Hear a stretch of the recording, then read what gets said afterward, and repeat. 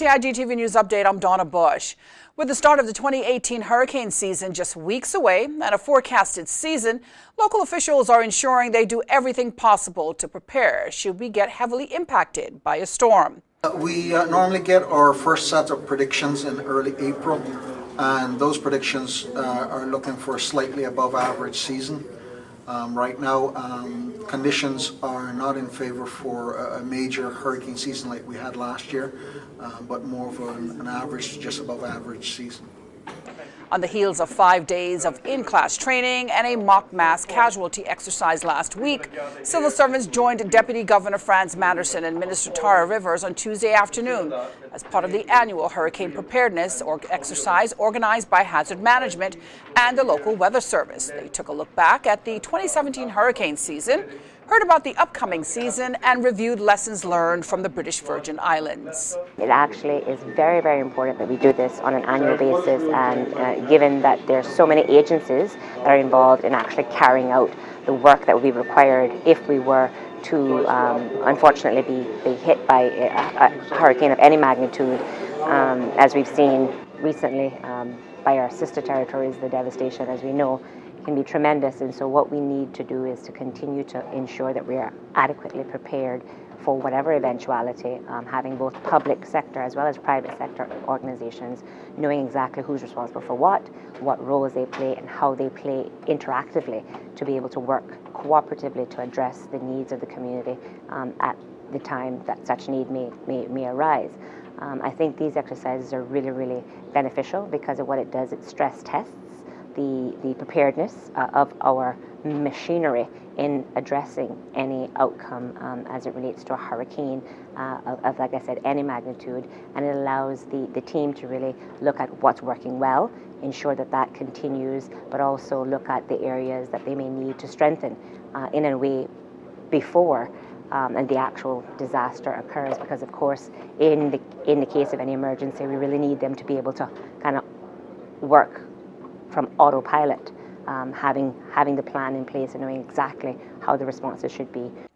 On Wednesday morning, the tabletop exercise continued with a simulated Hurricane Kirkland, named after the long-serving head of the National Hurricane Committee, Mr. Kirkland Nixon, who passed away on Monday this week.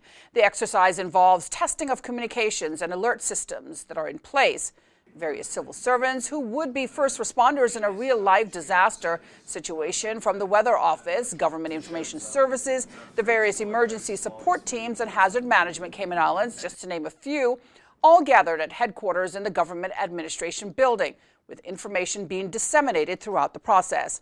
Basically, we start today with each cluster. We have 4 clusters. That's human concerns, emergency response, support services, and infrastructure, and they all have a key role. So each cluster has a variety of different organisations underneath them, and they would all respond in the event of a national disaster like a hurricane.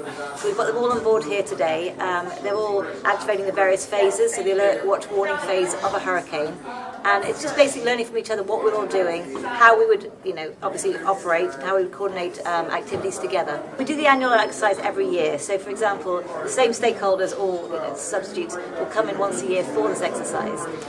We try and record it, and we try and make sure in the debrief this afternoon that will be held about 3:30. We want to make sure that we learn lessons. Each year we're improving our standards. Each year we're improving the flaws. So there might be technical difficulties. How do we improve those?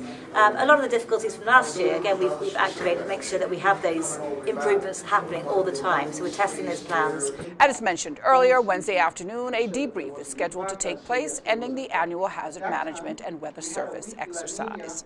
Finally, the Health Services Authority now has a new state-of-the-art mobile dental unit. Students from government schools without in-house dental clinics will benefit from the mobile unit. The modern dental surgery unit will make its way across schools located in the eastern districts of Grand Cayman, including East End, Northside, and Savannah primaries for a period of 3 months at each school. Now, the new unit replaces the older model mobile clinic, which after being utilized for over 20 years on Grand Cayman became obsolete from a lack of space and modern technology necessary to meet the needs of its patients. A press release from the H.S.A. tells us that the unit is already operational and being used temporarily for dental services at the Boddentown Health Clinic as the facility's dental clinic undergoes renovation. Once the renovation is completed, the vehicle will then begin its rotation throughout the local schools. And for a look at our weekly schedule of shows here on CIG Television, you can go online to gis.gov.ky and click on publications at the bottom of the page. If you missed today's news update, you can go to the Cayman Islands Government Facebook page as well as the CIG Television YouTube channel. I'm Donna Bush with your CIG TV News Update. Thank you for joining us. I hope you'll do the same again tomorrow. Until then, bye-bye for now.